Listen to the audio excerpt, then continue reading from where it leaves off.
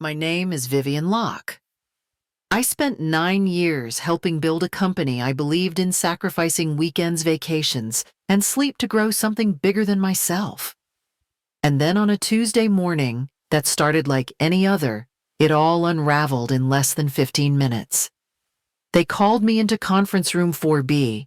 No warning, no signs, no subtle hints. Just the tight-lipped HR rep and my manager, Greg, who couldn't even look me in the eye as he slid a single sheet of paper across the table. We're restructuring. Your position has been eliminated effective immediately. Those were the exact words. I remember them because they kept repeating in my head while I tried to process what was happening. I asked nothing. I couldn't. 9 years. 9 years of onboarding our biggest clients, building loyalty from scratch, reviving broken accounts, and mentoring half the team that now stood outside that door, pretending not to hear. They gave me a severance check, smaller than the annual software budget I approved last quarter. I sat still while they explained my termination like it was a necessary business pivot. They said it wasn't personal, as if removing someone from the very system they helped create could be anything but. As if I hadn't just landed the Longmire deal 2 weeks ago, after 7 months of negotiation.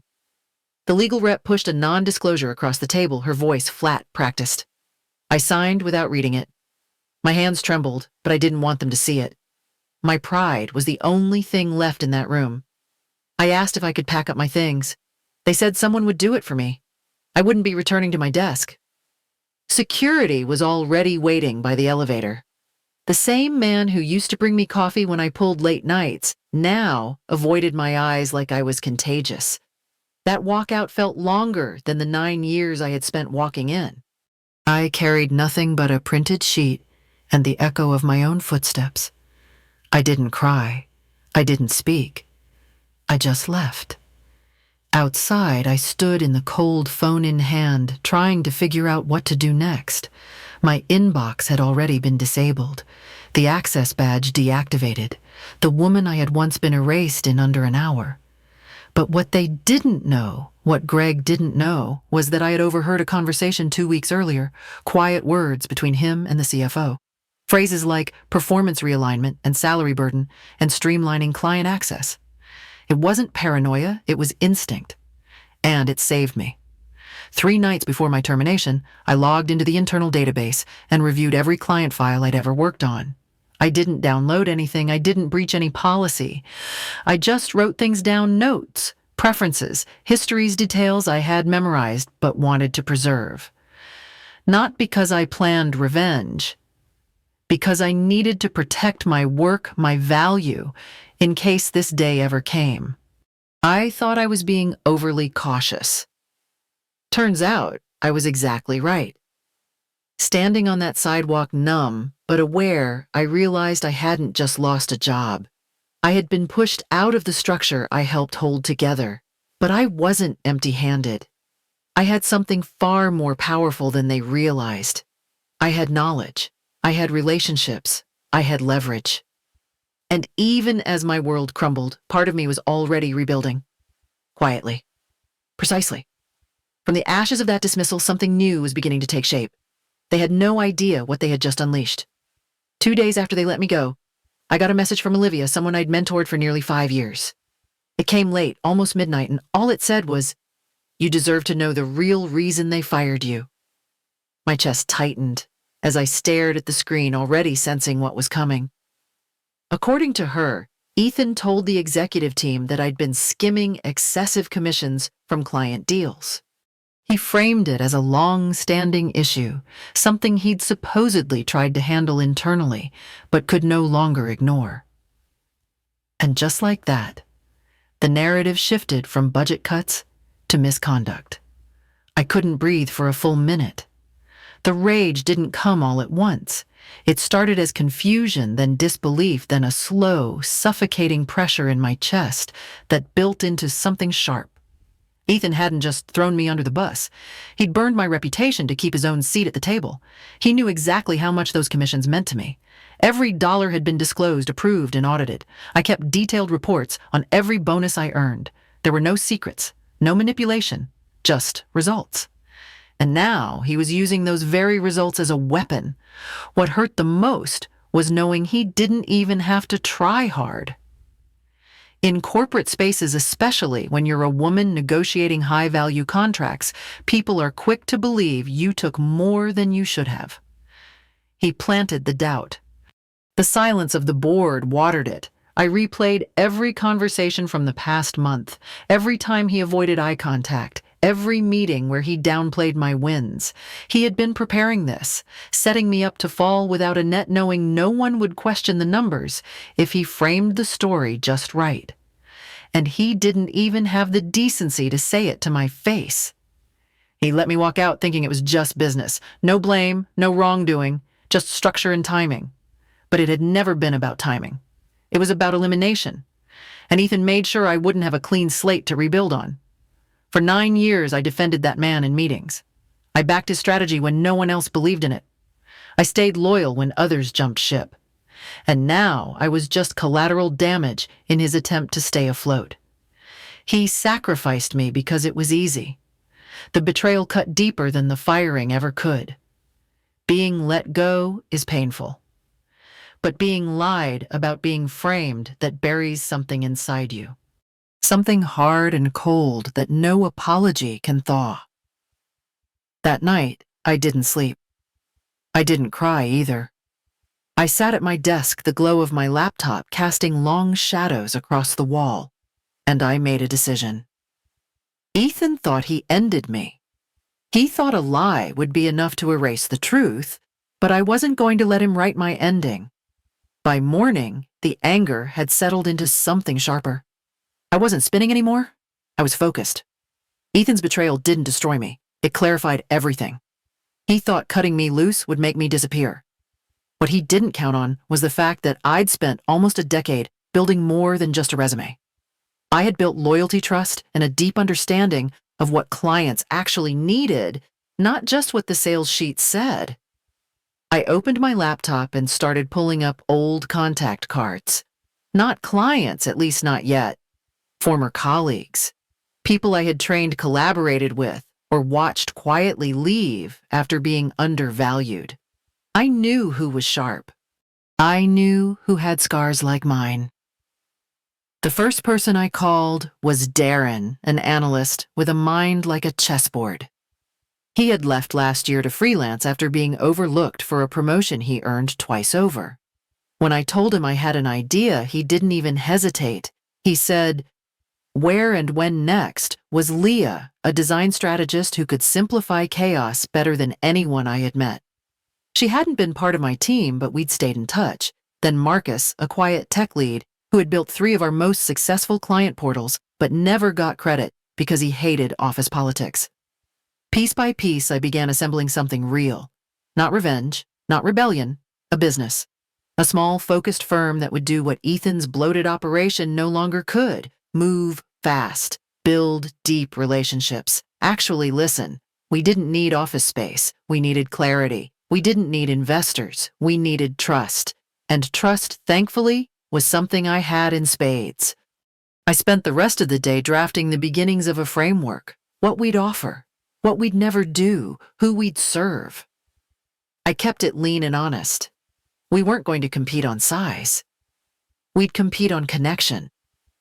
By evening, I had 4 yeses and 1 maybe. That was enough. That was a spark.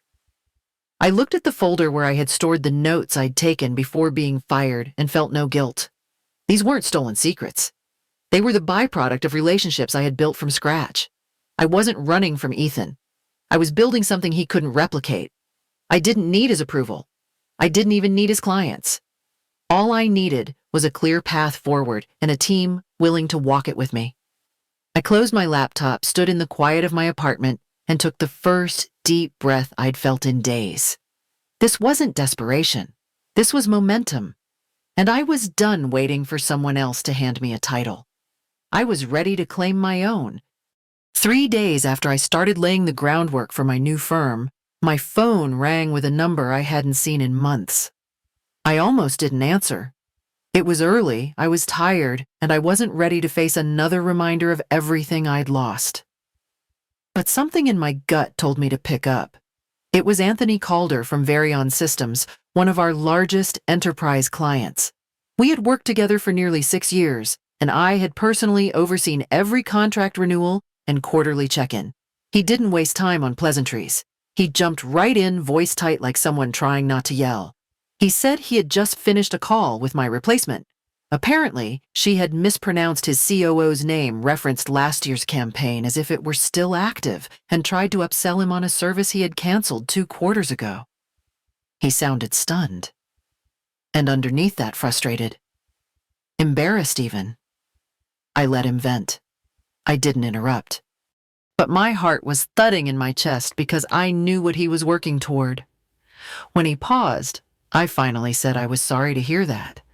I told him I had stepped away from the company and was focusing on new projects. I kept my tone neutral, careful. He said he knew. Word had traveled fast. He said losing me was a mistake the company would regret, and then, without hesitation, he asked me if I had anything in the works. Something smaller, more agile, something built around the kind of partnership we used to have. I paused just long enough to make sure I didn't sound overeager.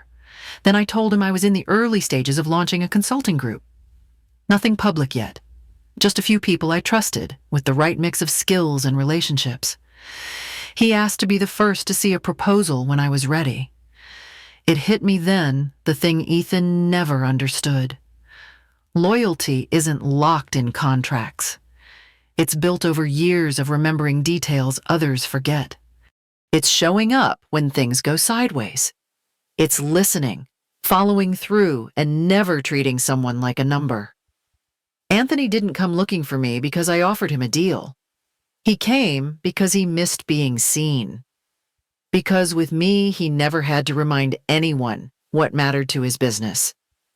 I thanked him for the call and told him I'd be in touch soon. After we hung up, I sat on the edge of my couch, staring at the city outside my window.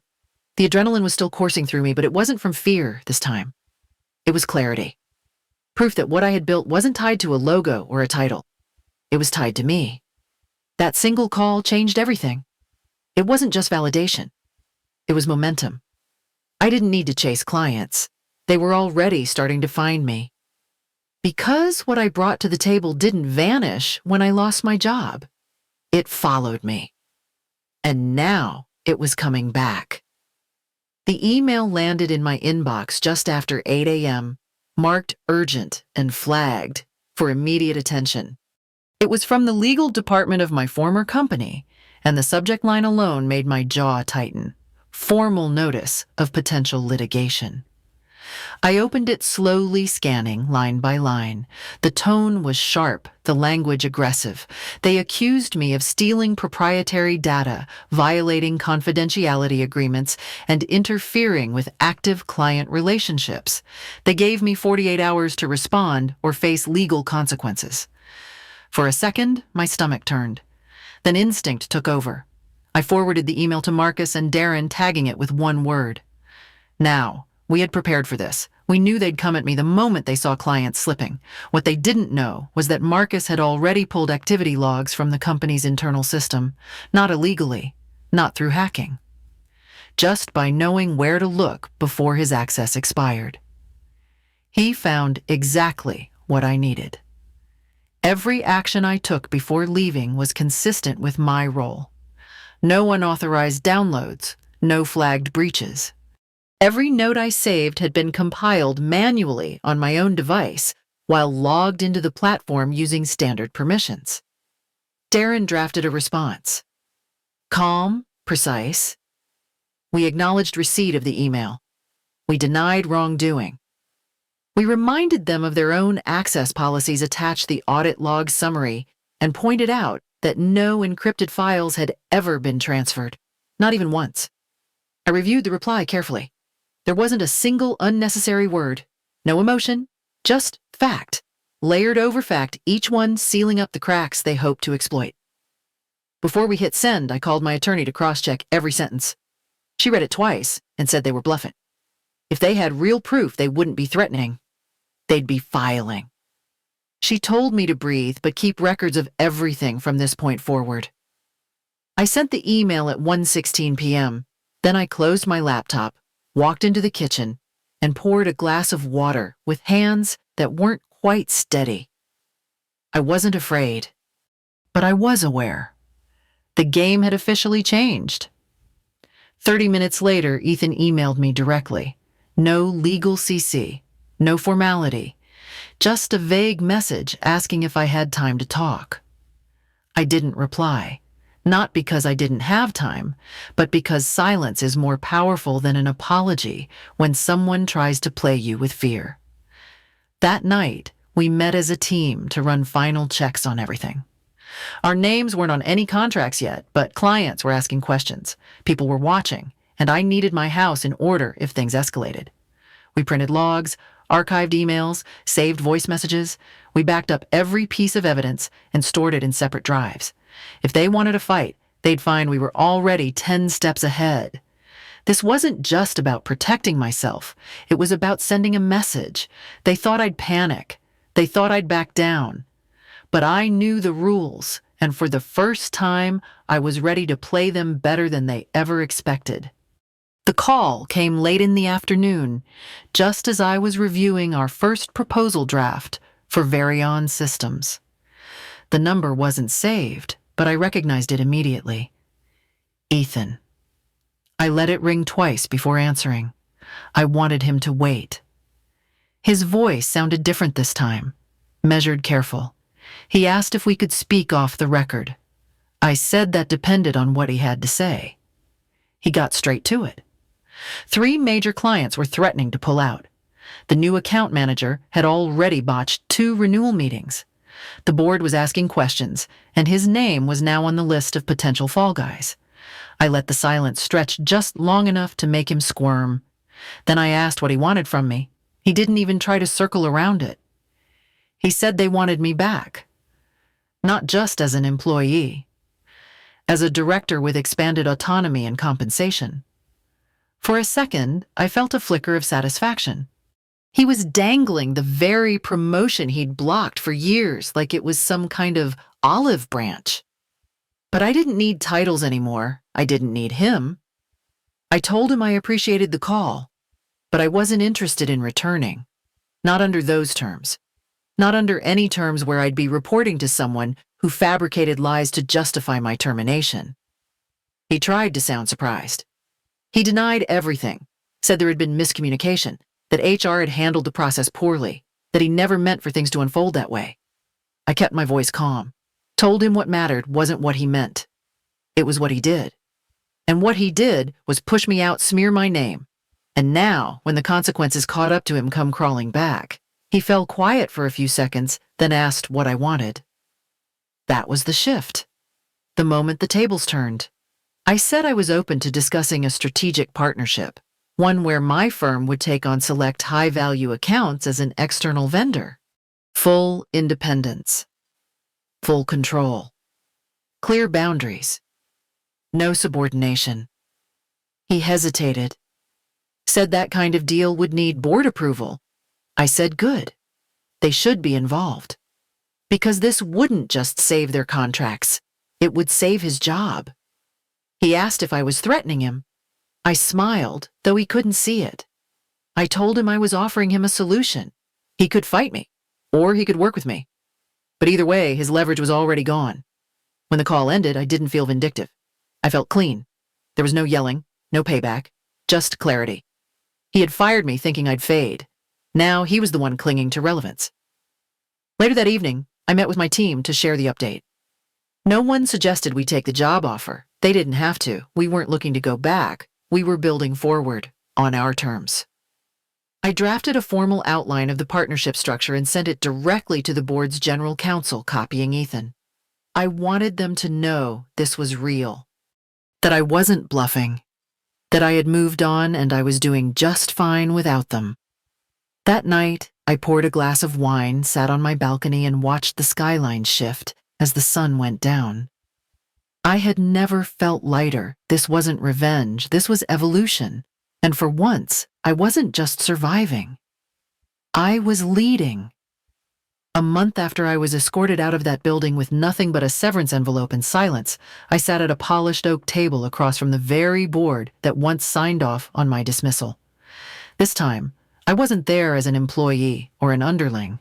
I was there as the CEO of my own firm negotiating terms they never thought they'd have to offer. The irony wasn't lost on me, but I didn't dwell on it. I had no interest in retribution.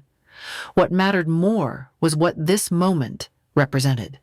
Not a return, but a rebirth. Not power taken, but value finally recognized. Everything they tried to erase had followed me because it was never theirs to own. It had always lived in the way I worked, the trust I earned, and the people who chose to believe in what I built. The truth is, they never had the power to define my worth. What they took from me forced me to rebuild, but what I rebuilt was stronger than anything they could have given. And maybe that's the real story here, that the hardest endings can sometimes be the cleanest beginnings. And that's when everything falls apart. The only thing you really need is the courage to start again,